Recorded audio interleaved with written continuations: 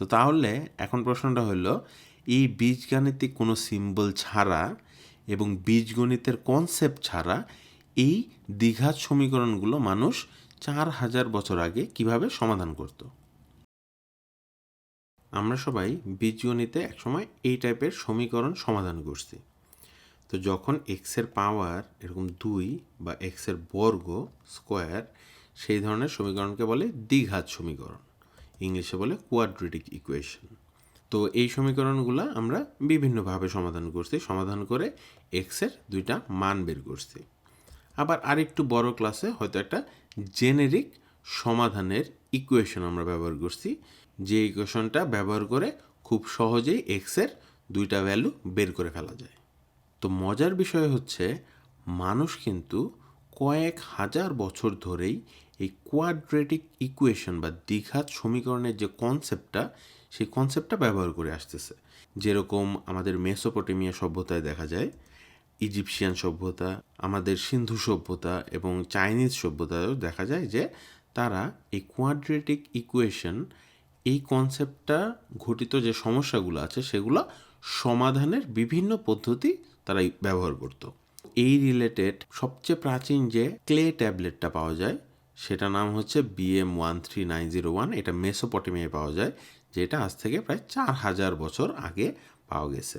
তো আমরা এখানে যে ক্লে ট্যাবলেটটা দেখতে পাচ্ছি, এখানে হলো কথায় কথায় এই দ্বিঘাত সমীকরণ বা কোয়াড্রেটিক সমস্যাগুলো বলা এবং সেগুলোর সমাধান বলা। যেমন একটা সমস্যা এরকম হতে পারে যে আমি একটা বর্গের এরিয়া এবং একটা সাইড যোগ করছি, যোগ করার পর আমার রেজাল্ট আসছে 45। তাহলে সাইডটা কত, মানে সাইডের লেন্থটা কত? তো সেটাকে আমরা বর্তমানের বীজগাণিতিক সংকেত যেগুলো আছে, সিম্বল, সেগুলো দিয়ে লিখলে অনেকটা এইভাবে লিখবো যে একটা বর্গের ক্ষেত্রফল, তার সাথে একটা সাইড আমি যোগ করলে পাইছি 45। এখন আমার এই সাইডটা বের করতে হবে, মানে এক্সের ভ্যালু বের করতে হবে। তো এই টাইপের কোয়াড্রেটিক প্রবলেমগুলো মানুষ ফেস করতো মূলত জমি জমার হিসাব কিতাব করতে। কারণ সবার বিভিন্ন জমি থাকতো, রাজার থেকে তারা জমি পাইতো, সেই জমির হিসাব, দৈর্ঘ্য কত, প্রস্থ কত, ক্ষেত্রফল কত, ক্ষেত্রফলগুলো হয়তো তার ট্যাক্সের কাগজের থেকে যেত, দৈর্ঘ্য প্রস্থের একটা রেশিও থাকতো, একটা সম্পর্ক থাকতো, সেখান থেকে এই বিভিন্ন দৈর্ঘ্য প্রস্থ বের করার যে আমার সমাধানটা, সেই ক্ষেত্রে মানুষ এই দ্বিঘাত বা কোয়াড্রেটিক প্রসেসগুলা বা কোয়াড্রেটিক কনসেপ্টটা মানুষ ব্যবহার করে আসছে। তো এখন মজার বিষয় হলো যে বীজগণিত কিন্তু তখনও এই 2000 BC-তে বেরি হয়নি। মানে আমরা বর্তমানে আধুনিক শিক্ষা ব্যবস্থায় যে বীজগণিত ব্যবহার করি, এক্স, ওয়াই, এ, বি, সি, এগুলো দিয়ে, এই বীজগণিতের কনসেপ্টটা তখন ডেভেলপই হয়নি। তো বীজগণিতকে গণিতের একটা শাখা হিসেবে প্রথম ব্যবহার করেন বা আবিষ্কার করেন হচ্ছে মোহাম্মদ ইবনে মুসা আল খোয়ারিজমি। ইনি ছিলেন পার্সিয়ান এক পলিম্যাথ। উনি তার একটা বই, যেটা 820 খ্রিস্টাব্দে লেখা, আল কিতাব আল মুক্তাসার ফি হিসাব আল জাবর ওয়া আল মোকাবেলা। তো এই বইটাতে উনি প্রথমে এই বীজগণিতের যে কনসেপ্টগুলো আছে সেগুলো সিস্টেমেটিক্যালি দেখান। তো এই বইয়ের যে একটা শব্দ বইয়ের নাম থেকে নেওয়া, আল জাবর, এখান থেকেই আসলে আসছে আলজেব্রা বা অ্যালজেব্রা, বীজগণিত আমরা এখন যেটা বর্তমানে ব্যবহার করি। আরেকটা মজার বিষয় হচ্ছে, উনার যে নাম আল খোয়ারিজমি, এখান থেকেই কিন্তু আমরা বর্তমানের অ্যালগোরিদম যে বলি, সেই অ্যালগোরিদম শব্দটা এসেছে। তার নামকে ইউরোপিয়ানরা যখন ল্যাটিনাইজ করে বলা শুরু করলো, তখন আল খোয়ারিজমি হয়ে গেল আলগোরিদমি, সেখান থেকে হয়ে গেল অ্যালগোরিদম। তো অ্যালগোরিদমের কনসেপ্টটাও আসলে এই আল খোয়ারিজমিরই দেওয়া। তো আমরা আবার বীজগণিতে ফিরে যাই। তার বইয়েও বীজগণিতের যে কনসেপ্টগুলো, সেখানেও কোনো সিম্বল ব্যবহার করা হয়নি, মানে কোনো সংকেত নাই, এক্স, ওয়াই, এ, বি, সি, এগুলো নাই। মূলত বীজগণিতটাকে কথায় কথায় লেখা হয়েছে।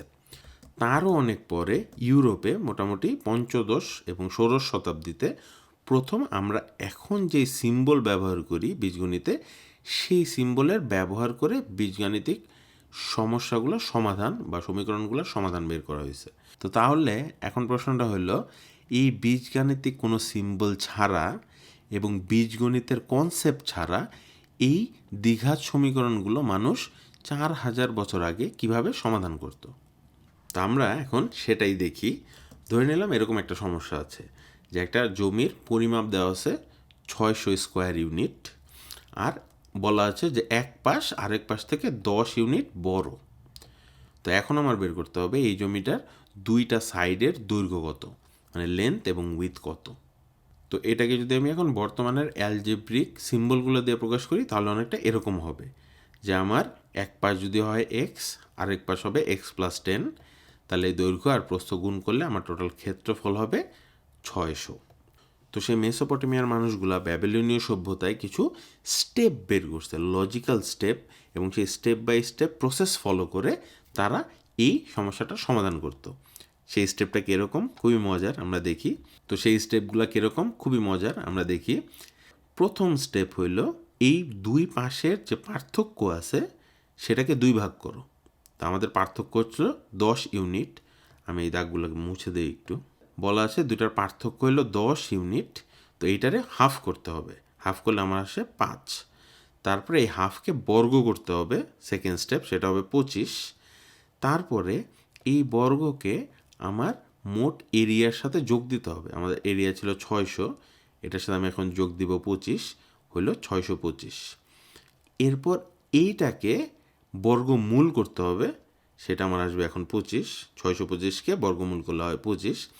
এবার এই 25-এর সাথে আমার প্রথম স্টেপের যে ভ্যালুটা, মানে অর্ধেক করছিলাম ডিফারেন্স, সেটা যোগ দিলে আমার হবে বড় সাইডটা বা লেন্থ, আর বিয়োগ দিলে হবে ছোট সাইডটা বা উইথ।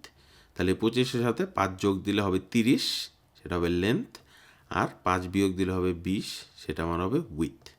তো এখন প্রশ্ন হলো এই স্টেপগুলো কোত্থেকে আসলো? এই স্টেপগুলো হচ্ছে যারা ব্যবহার করতো তারা সহজে এই স্টেপগুলো ব্যবহার করে সমাধানটা করে ফেলতে পারতো। কিন্তু কিছু কিছু বুদ্ধিমান মানুষ তো এই স্টেপগুলো বের করছে, তারা কিভাবে বের করলো?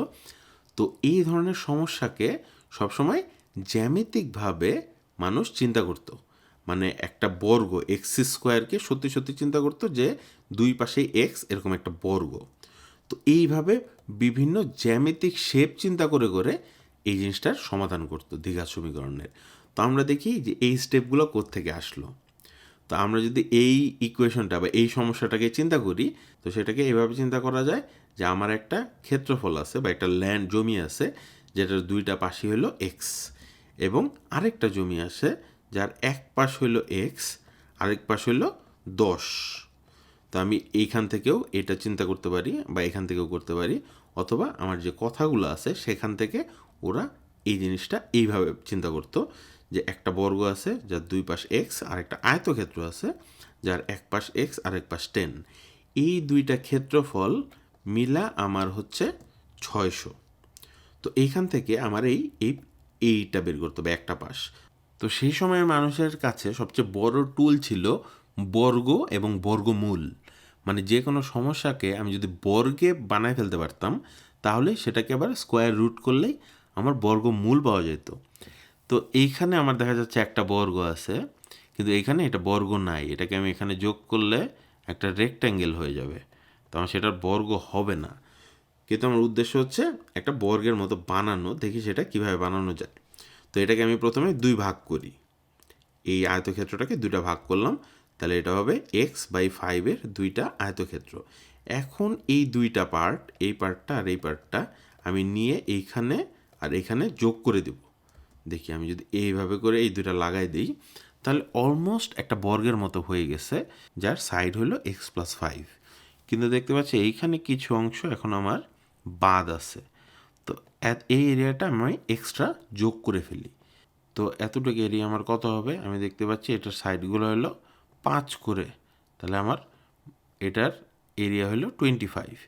তো আমি এই পাশে যেহেতু একটা 25 ক্ষেত্রফল যোগ করলাম, তাহলে আমার এই পাশেও একটা 25 ক্ষেত্রফল যোগ করতে হবে দুই পাশে সমান থাকার জন্য।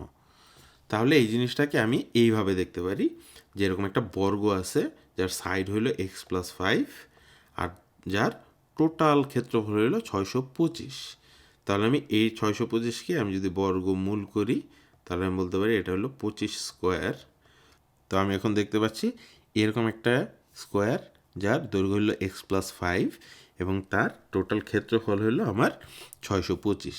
তো এখান থেকে বা এখান থেকেও যদি আমি চিন্তা করি x+5 এর দৈর্ঘ্য হইলে ক্ষেত্রফল হয় 625, তাহলে এক্সের ভ্যালু হবে আমার 25 বিয়োগ 5, মানে একটা পাশ হইল আমার 20, আরেকটা পাশ হবে 30। তো এই যে প্রসেসটা আমরা দেখলাম, এখান থেকেই কিন্তু এই স্টেপগুলো আসছে। যে আমরা দেখতে পারি প্রথমে হচ্ছে হাফ করছি ডিফারেন্সের, যে এটা আমার ওই এরিয়াটাকে, যে x/10 এরিয়াটা ছিল সেটাকে হাফ করছিলাম, সেটা হলো প্রথম স্টেপ। তারপর হচ্ছে স্কোয়ার দ্য হাফ ডিফারেন্সেস, মানে যে 25, যে আমি এরিয়াটা যোগ করলাম 5 5 25, এই যে এইটা, তারপরে সেটা আমার টোটাল এরিয়ার সাথে যোগ করলাম 625 হইলো, সেটার পরে স্কোয়ার রুট নিলাম, সেটা হলো 25। তাহলে সেই স্কোয়ার রুটের সাথে একবার 5 যোগ দিলাম, একবার বিয়োগ দিলাম, তো একবার পেলাম 30, একবার পেলাম 20। তো সেই প্রাচীন মানুষগুলা এইভাবে জ্যামিতিকভাবে চিন্তা করে করে এই দ্বিঘাত সমীকরণ বা কোয়াড্রেটিক ইকুয়েশনগুলোর যে সমস্যাগুলো আছে সেগুলোর সমাধান করতো।